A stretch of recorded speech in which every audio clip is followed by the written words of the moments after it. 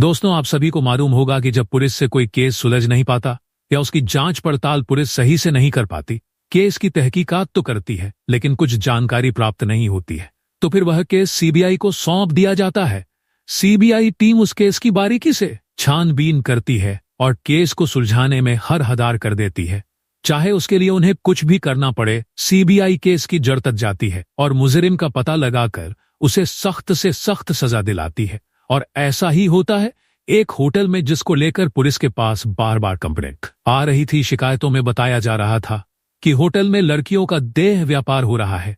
बाहर शहरों से लड़कियां इधर लाई जाती हैं और गलत कामों को कराया जा रहा है, जिसका पास पड़ोस के क्षेत्र में बहुत बुरा असर देखने को मिलता है। लेकिन पुलिस जब भी होटल में छापामारी करती है तो उन्हें कोई भी सबूत हाथ नहीं लगता। उन्हें निराश होकर लौटना पड़ता है, क्योंकि वह एक वीआईपी बड़ा आलिशान होटल होता है। और एक बात मैं आपको बताता चलूं, जो पुलिस की टीम होती थी वह भी टिकाऊ नहीं होती है, चंद पैसों के लिए बिक जाती थी और पुलिस के वहां पहुंचने से पहले ही उन्हें खबर मिल जाया करती थी, क्योंकि पुलिस भी अपना काम सही रूप से कर नहीं रही थी।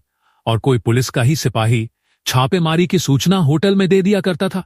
बहुत समय ऐसे ही गुजर जाता है और कोई ठोस सबूत मिल नहीं पाता, लेकिन कंप्लेंट बढ़ती जाती है तो यह बात अब बड़े बड़े अधिकारियों के पास तक भी पहुंच जाती है कि पुलिस केस को सुलझाने में असमर्थ हो रही है। तब वह केस सीबीआई को सौंप दिया जाता है।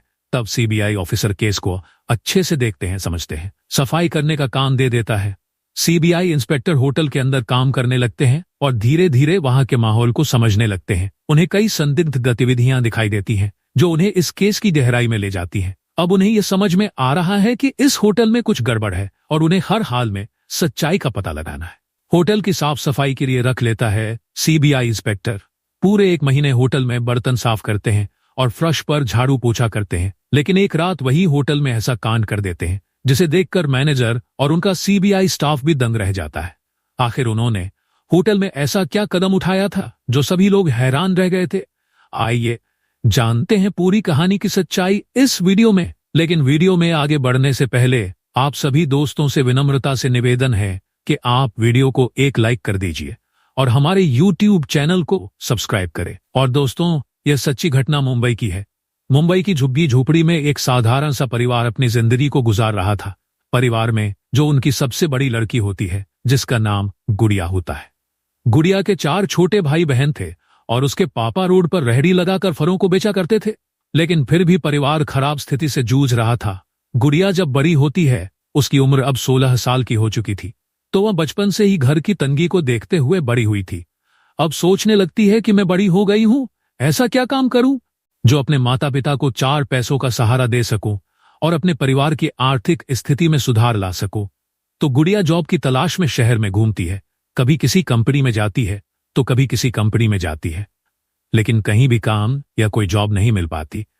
गुड़िया इस बात से बहुत हताश और परेशान हो जाती है। एक दिन ऐसे ही जब वह बस में बैठकर अपने घर वापस आ रही थी तो बस में उसकी मुलाकात एक महिला से होती है। वो महिला उसको परेशान बैठा देख उससे बातचीत करती है और उसे अपना कोई कार्ड देती है कि कल मेरे ऑफिस आ जाना, मैं तुम्हारे लिए कोई जॉब ढूंढ कर दे दूंगी। मैंने इससे पहले भी कई गरीब लड़कियों को जॉब पर रखवाया है। गुड़िया यह बात सुनकर बहुत खुश हो जाती है और अपने घर पहुंच जाती है। अगले दिन उस कार्ड पर लिखे पते पर पहुंचती है और उस महिला के ऑफिस पहुंच जाती है। वो महिला, जिसका नाम सोनम होता है, गुड़िया को देखती है तो बहुत ज्यादा खुश हो जाती है, क्योंकि गुड़िया आज बहुत बहुत अच्छी ड्रेस पहन कर आई थी और वह देखने में तो खूबसूरत तो थी ही। सोनम उसे बैठने के लिए बोलती है। बैठने के बाद गुड़िया सोनम से रिक्वेस्ट करने लगती है कि दीदी, आप प्लीज मेरी कहीं जॉब लगवा दीजिए। मैं बहुत गरीब परिवार से हूं। मेरे पापा एक गरीब इंसान है। पापा रोड पर रेहड़ी लगाते हैं। बड़ी मुश्किल से हमारा जीवन यापन हो रहा है। तो सोनम कहती है, ठीक है, तुम्हें अब ज्यादा परेशान होने की जरूरत नहीं है। बस ये समझो कि तुम्हारी जॉब पक्की हो गई है। मैं तुम्हें यह एड्रेस दे रही हूं। कल इस लोकेशन पर इस होटल में पहुंच जाना। होटल में तुम्हारी नौकरी रिसेप्शन पर रहेगी। तुम्हें रिसेप्शन काउंटर पर बैठकर आने जाने वालों की एंट्री करनी है और उनकी जरूरत को सुनकर वहां के स्टाफ को बताना है। बस इतना सा तुम्हारा काम है। तुम्हें 5,000 रुपए में दिलवा सकती हूँ। गुड़िया यह बात सुनते ही फूले न समाती है। सोनम के आगे हाथ जोड़कर उन्हें थैंक यू बोलती है। अब गुड़िया उस एड्रेस को लेकर अपने घर आ जाती है और अपने घर आने के बाद अपने माँ बाप से बताती है कि पापा, आपको किसी बात की अब चिंता करने की जरूरत नहीं है। क्योंकि मेरी नौकरी लग चुकी है। एक मैडम है, बहुत अच्छी है, उन्होंने मेरी जॉब एक होटल में सेट करा दी है। कल से मुझे नौकरी के लिए जाना है। अब माँ बाप भी ये बात सुनते हैं तो बहुत खुश हो जाते हैं, क्योंकि गरीब परिवार था। सोचने लगे कि हमारी बेटी भी नौकरी करके 4 पैसे कमाएंगे तो हमें बहुत सहारा लगेगा। इसके छोटे भाई बहन अच्छे से पढ़ लिख कर कामयाब हो जाएंगे। अब माँ बाप भी बहुत खुश थे और गुड़िया भी बहुत ज्यादा खुश थी। अगले दिन गुड़िया अपने डॉक्यूमेंट लेकर, ज्यादा पढ़ी लिखी तो थी नहीं, सिर्फ 10वीं पास थी, अपनी आईडी वगैरह लेकर सोनम के बताए हुए एड्रेस पर उस होटल के अंदर पहुंच जाती है। गुड़िया करीब 10 बजे होटल के अंदर जाती है, लेकिन उसको होटल में ही पूरा दिन बीत जाता है। वह अपने घर वापस नहीं लौटती। माँ बाप की बेचैनी अब बढ़ने लगी है कि आखिर हमारी बेटी कहाँ चली गई है, अब तक वापस क्यों नहीं लौटी। फिर वह अपने 2-4 पड़ोसियों को साथ लेकर गुड़िया की तलाश में जुड़ जाते हैं, लेकिन गुड़िया का कोई सुराग नहीं मिलता। माँ बाप अनपढ़ थे ना, तो उन्हें उस महिला सोनम का एड्रेस मालूम होता है ना। गुड़िया ने उन्हें कभी बताया था, लेकिन वह उस होटल का पता जानते थे। होटल पहुंचते हैं तो उन्हें यह बोलकर वहां से बाहर निकाल दिया जाता है कि इतने बड़े होटल में हम किसी ऐसी अनपढ़ लड़की को जॉब पर भला क्यों रखेंगे, यहां कोई गुर नाम की लड़की आई ही नहीं है। माँ बाप यह बात सुनते हैं तो सुनकर उनका दिल फटा रह जाता है।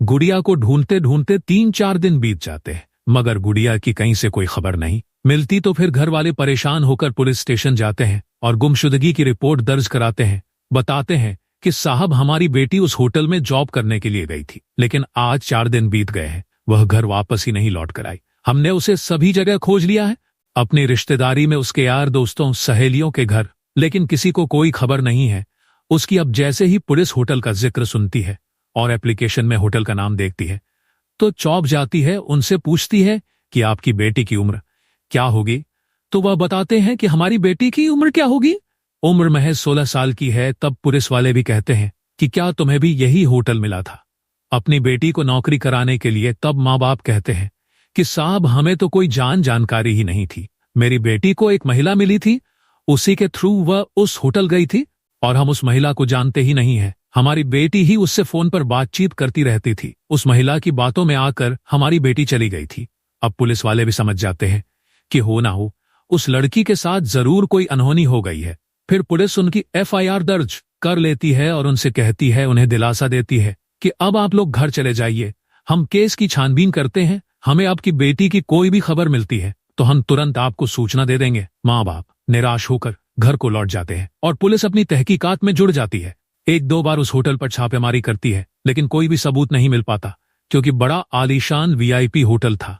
बिना किसी सर्च वारंट के तो वह अंदर घुसने ही नहीं देते थे। पुलिस 2-3 बार अपने बड़े अधिकारियों से परमिशन लेकर होटल पहुंचती है, लेकिन होटल में पहले ही सूचना पहुंच जाती थी कि आज छापेमारी होने वाली है, तो वह लड़कियों को वहां से कहीं और शिफ्ट कर देते थे और पुलिस को कुछ हाथ नहीं लगता है। पुलिस स्टेशन में पहले भी 2-3 केस इस होटल के खिलाफ आए थे, इसलिए पुलिस को भी पूरा यकीन था कि होटल में लड़कियों का देह व्यापार चल रहा है, लेकिन अपना ही सिस्टम खराब होने के कारण कोई सबूत न जुटा पाए।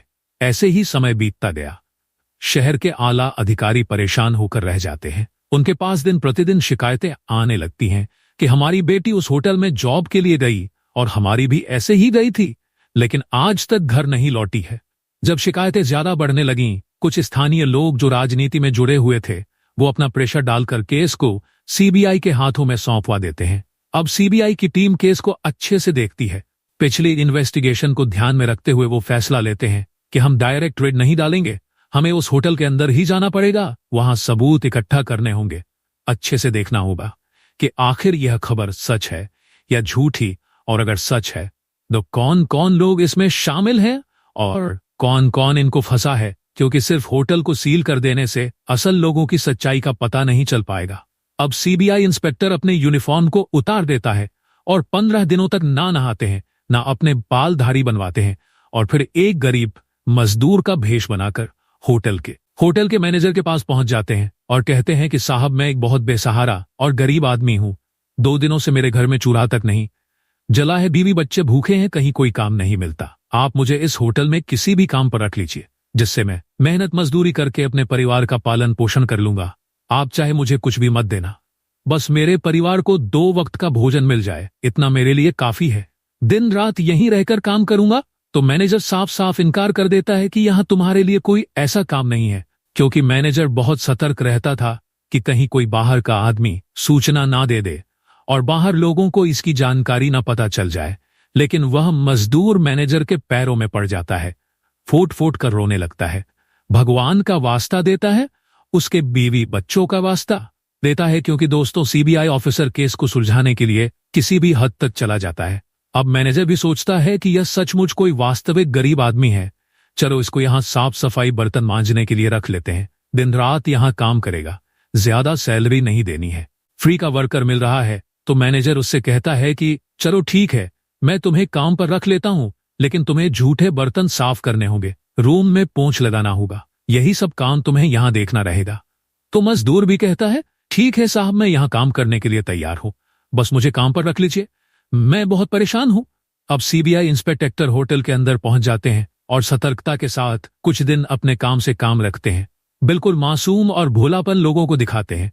होटल का स्टाफ उनकी बहुत मजाक भी उड़ाता था, उनकी खिल्ली उड़ाकर मजा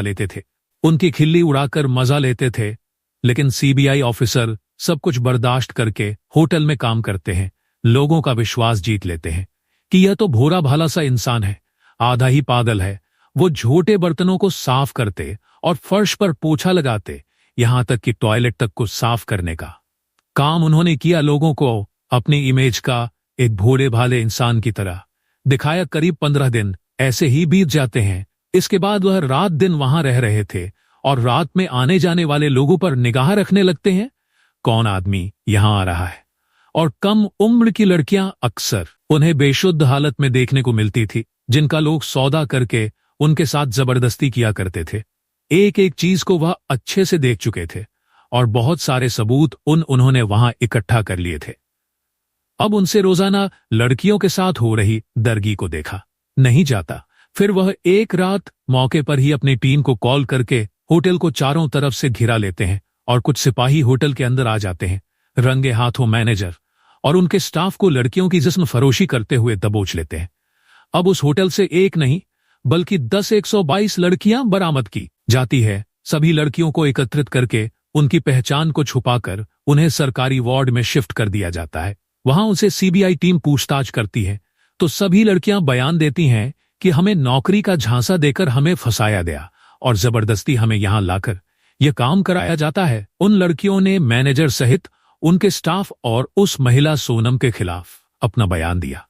इसके बाद उन लड़कियों को खुफिया तरीके से उन्हीं के घर बिना किसी को खबर दिए भेज दिया जाता है, जिससे उनकी पर्सनल लाइफ में कोई दिक्कत परेशानी ना आए। गुड़िया को भी उसके घर भेज दिया जाता है। गुड़िया कुछ समय के लिए अपना गुमनाम रहती है और कुछ समय बाद अपने फैमिली के साथ रहने लगती है। अब सीबीआई इंस्पेक्टर ने लड़कियों के बयान के मुताबिक मैनेजर को डिमांड पर लेकर उससे शक्ति से पूछताछ जारी की, तो उसने सोनम के बारे में एक एक बात सच को उगल दिया। उसके सभी ठिकानों की जानकारी इंस्पेक्टर को दे दी, क्योंकि गुड़िया ने जो उसका ऑफिस बताया था वहां पर तो वो अब आती ही नहीं थी। तो मैनेजर के बताए एड्रेस पर सीबीआई ऑफिसर पहुंचते हैं और मौके से ही सोनम को गिरफ्तार कर लिया जाता है और उन सभी पर कोर्ट में मुकदमा दायर किया जाता है। सीबीआई टीम ने अपने सभी गवाह और सभी सबूतों को कोर्ट में पेश करते हैं, जिसके बाद कोर्ट उस होटल को बंद करके सोनम और मैनेजर सहित सभी स्टाफ को जेल की सलाखों के पीछे डाल देती है। सीबीआई ऑफिसर की सभी लोग बहुत प्रशंसा करते हैं, उन्होंने इतनी परेशानियां उठाकर कर अपना फर्ज निभाया और अपने ड्यूटी को ईमानदारी से पूरा किया और गुड़िया के साथ साथ अन्य लड़कियों की जिंदगी को भी बचाया था। तो दोस्तों, आप क्या कहना चाहोगे हमारे देश के ऐसे ऑफिसर्स के बारे में? आपकी जो भी राय है हमें कमेंट करके अवश्य बताएं। हमारे पुलिस डिपार्टमेंट के सिस्टम के बारे में आपकी क्या राय है? क्या सिस्टम में सुधार की आवश्यकता है? कमेंट करके अवश्य बताएं। अगर यह घटना आपको जरा भी पसंद आई है तो वीडियो को एक लाइक कर दीजिए और हमारे YouTube चैनल को सब्सक्राइब करना न भूलें। मिलते हैं फिर से एक नई और इंटरेस्टिंग कहानी के साथ। तब तक के लिए धन्यवाद। जय हिंद, जय भारत।